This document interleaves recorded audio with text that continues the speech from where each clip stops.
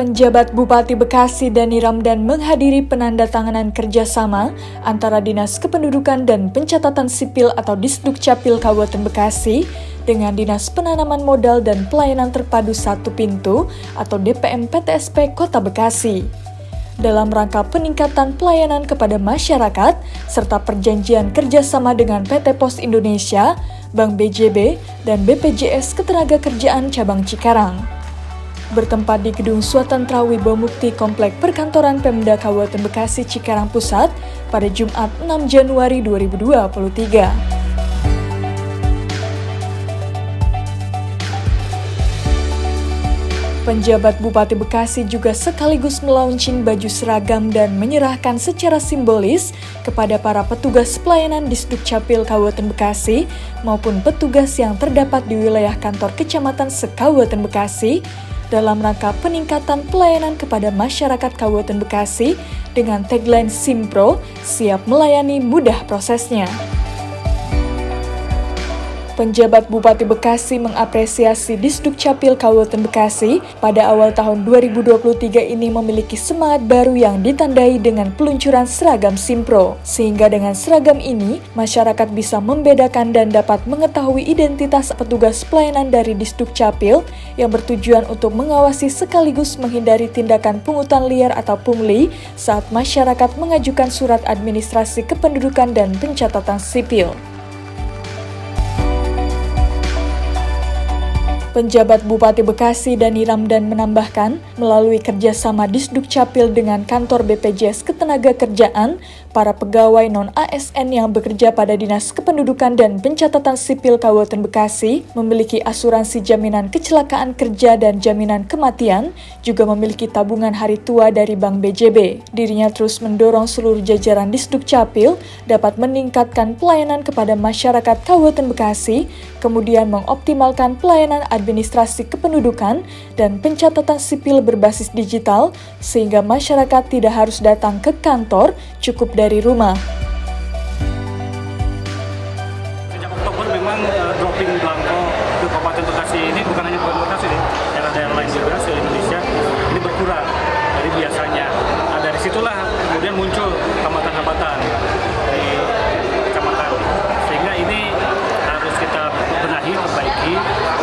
Pertama, semangatnya kita tingkatkan lagi, dan Pak Kadis tadi sudah punya komitmen dan punya upaya. Pertama, hari ini seluruhnya menggunakan rompi pelayanan, terutama yang di kecamatan, supaya nanti membedakan mana petugas mana bukan. Jadi masyarakat nanti bisa lihat, cek namanya siapa nih yang memberikan layanan. Yang kedua, selain juga pengawasan, tambah lagi nanti kita ada saber pungli yang akan kita kerjasama untuk mengatur ini. Tapi dari sisi kesejahteraannya juga kita tingkatkan, terutama yang PNS, kita beri tadi asuransi ya, BPJS Tenaga dan juga tabungan hari tua sampai dari Bank Jabar. Dan cara itu mereka diharapkan lebih nyaman bekerja, lebih tenang dan lebih fokus. Karena ini hak asasi berarti harus 100% dipenuhi ya. Jadi jangan sampai ada penduduk yang tidak punya KTP, anak-anak yang tidak punya KIA, tidak punya akte, itu harus targetnya. Yang kedua, dalam rangka punya itu layanannya juga harus bagus. Nah, yang paling prima itu saya katakan, mereka cukup dari rumah pakai online, dokumen datang ke rumah, mereka nggak usah datang ke Disdukcapil atau ke kecamatan. Itu yang paling paripurna. Tapi kalaupun itu belum, dan tadi itu sudah kita upayakan, kita tadi kerjasama dengan PT Pos untuk pengantaran dokumen-dokumen itu. Nah, tetapi paling tidak adalah semuanya bisa dilaksanakan tanpa kemudian tanpa waktu yang baik. Pada kesempatan yang sama, Kepala Dinas Kependudukan dan Pencatatan Sipil atau Disdukcapil Kabupaten Bekasi Charwinda mengatakan, saat ini yang menjadi persoalan di tengah masyarakat yaitu mengenai ketersediaan belangko baik di kantor Disdukcapil maupun kantor kecamatan. Dirinya menjelaskan bahwa belangko tersebut menjadi kewenangan pemerintah pusat melalui Direktorat Jenderal Kependudukan dan Pencatatan Sipil Kementerian Dalam Negeri yang disalurkan kepada pemerintah daerah. Selain itu, Disduk Capil Kabupaten Bekasi juga akan mengoptimalkan inovasi pelayanan berbasis teknologi digital sehingga seluruh administrasi kependudukan dan pencatatan sipil bisa dilakukan secara online demi mempermudah masyarakat Kabupaten Bekasi. Jadi kami tetap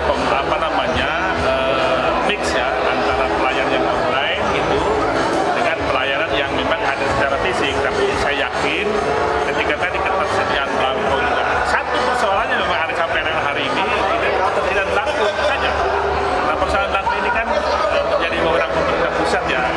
Jadi inovasi yang kita lakukan sebenarnya hanya mendorong atau juga mengaktifkan yang sudah ada. Nah, sekarang kita akan menggunakan identitas ini adalah untuk kepentingan.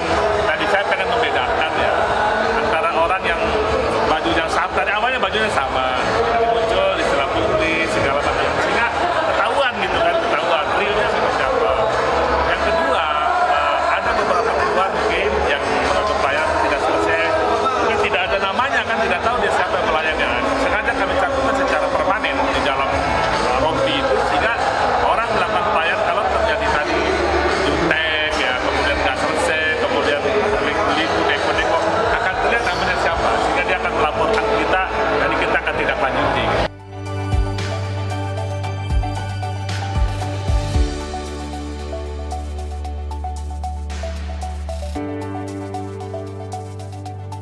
Tim Liputan, Newsroom Diskominfo Santi Kabupaten Bekasi untuk Wibo Mukti TV melaporkan.